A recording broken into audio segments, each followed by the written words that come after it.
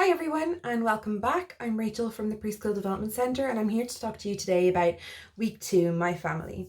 So week 2 is the second of 38 weeks that I've curated for preschools. We are going to go through a couple of the lessons that I have for you today. You can click the link below and it will take you to the blog where you can download and print your lessons and stick them in your professional portfolio.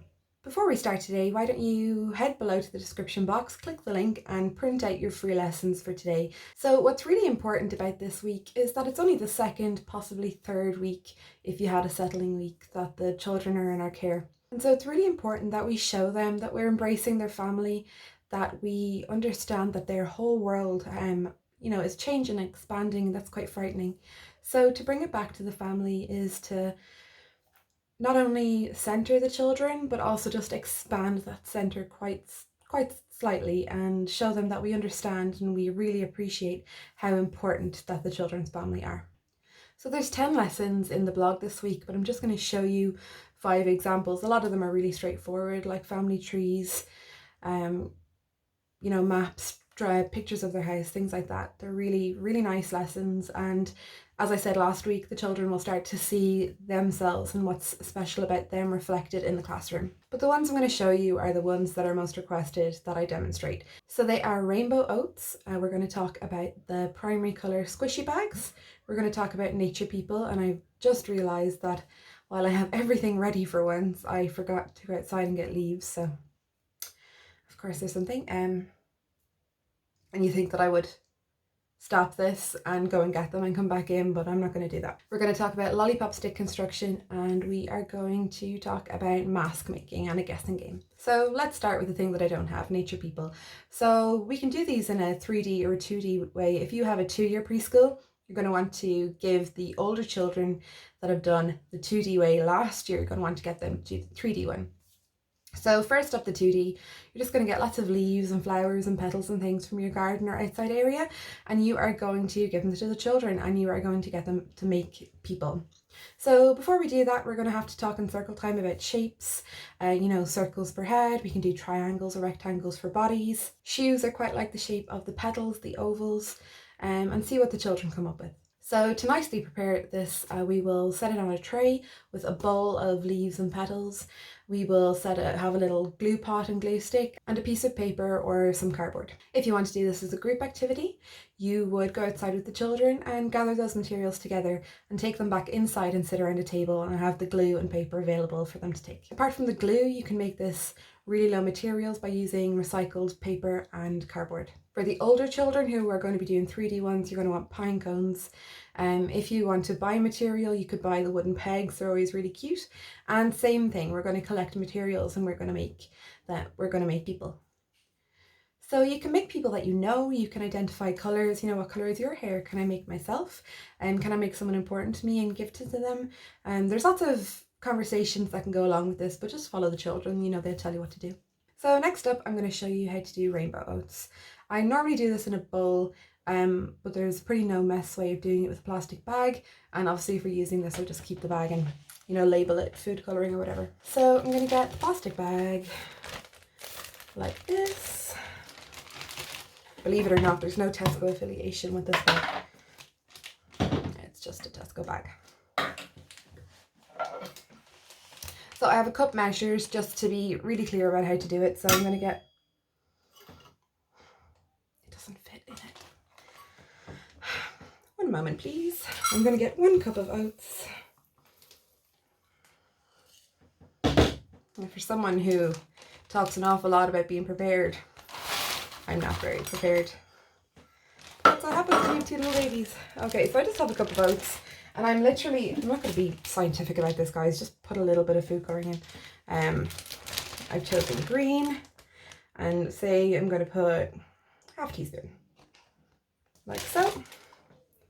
Make sure I don't stain everything. And then, if you get the kids to do this, just squish it. So we're going to do this with all the colours, and we dye a lot of stuff to go with everything, so you can just have like a green food colouring bag and all the colours. and make all the different materials in it. It works really well for rice, for chickpeas, for dried pasta, although I found a way to do dried pasta with paint and it's really nice. But same method, like stick it in the bag and do this for a really long time. So you can see it starting to change there, but it's gonna need a good shake. So, you know, if you need 5 minutes to do some paperwork, you know, give the kids this.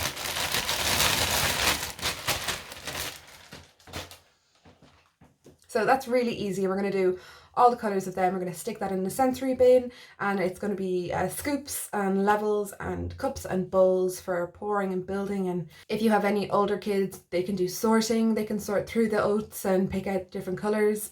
It's really, really nice, and it feels really, really good, and it's taste safe. So next up, I'm going to show you primary colour squishy bags.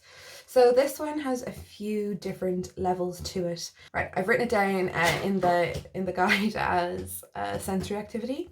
And as I said last week, you know, we pick something to write in our lesson plan that is the main focus for everyone, but each child can take something different from each lesson, obviously.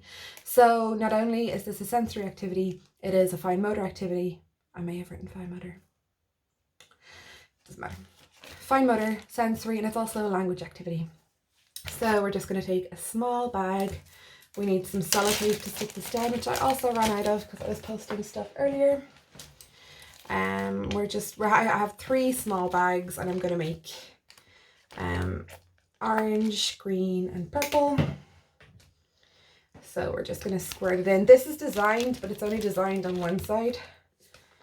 So obviously I'll stick the plain side up. So it's about a tablespoon of paint, and then we seal it really well because otherwise that's going to be pretty annoying to clean up. We're going to lay it flat. So where can you see? You can see on this. We're going to lay it flat. We're going to sellotape all edges. Don't forget, don't just sellotape the top and bottom, do it all over. And they're going to use their pointer finger to push the colors and make orange. So we need to push it. I'm holding it down because I don't have it sellotaped, but we're going to push it and mix it, and we're going to do that with red and yellow. We're going to do it with red and blue. We're going to do it with blue and yellow. So not only will we really work on those fine motor skills, but we'll learn the name of secondary colours, and it's really fun. It feels really, really nice. It's cold and you just want to squish it, but we don't do it that way. We do it with our finger nicely because, you know, modelling. So next up, I have another activity. We're going to do the lollipop construction. Now, I'm pretty sure in the first My Family video, which I will link at some point during this, it'll pop up somewhere. I'm pretty sure I showed you the 3D version of this.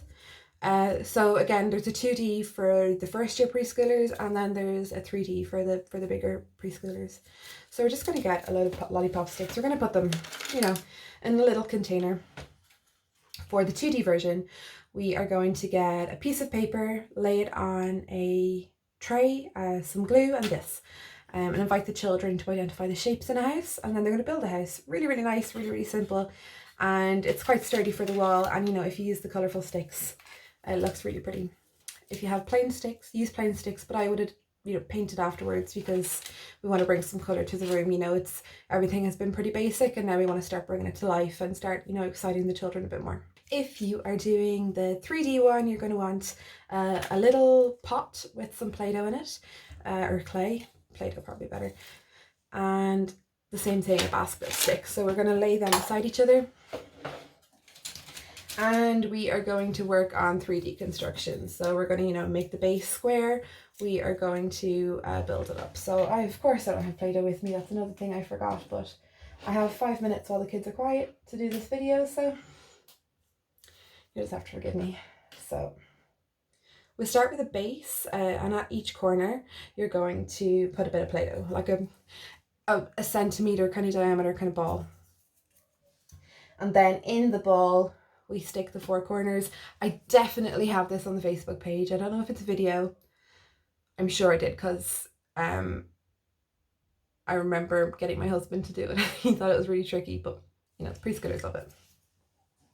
So yeah, we build up the four walls, and then we do another square, and then we build the pyramid shaped roof.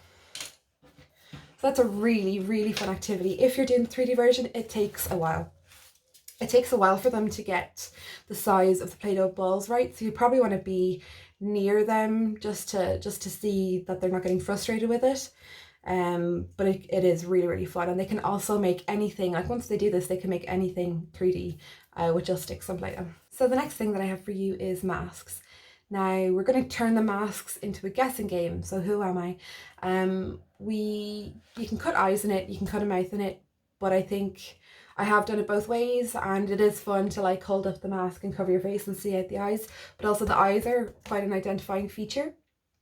So if his mummy has blue eyes and he's making his mummy, he's going to, want to talk about that, especially if his eyes are a different colour. So there are a few different ways we can do this. We can paint it, or if you want one with a not as much cleanup, I suppose, you can do glue and paper cuttings. So, you can have strips of paper for the hair, cutouts for the eyes.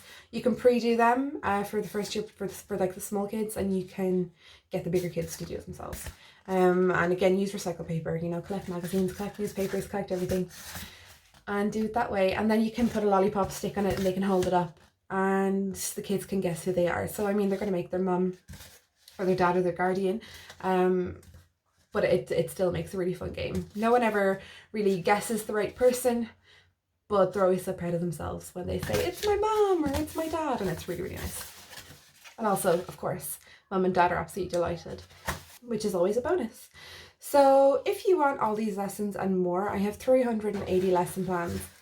I have 380 lesson plans. I can't grab this while I'm looking in the camera. I have 380 lesson plans in my preschool curriculum guide. So this is available as a hard copy for people in Ireland and as a download for people in Ireland and worldwide. So the reason that I have different ones for Ireland and worldwide is because the worldwide one doesn't have aistear and the Ireland one does. So if you're in Ireland, pick up a copy. It is an excellent resource, if I do say so myself. So, it's nice to have everything all in one place, all 38 weeks. And I will have more coming soon. So thanks for watching, and I will see you next week for my community. Bye guys.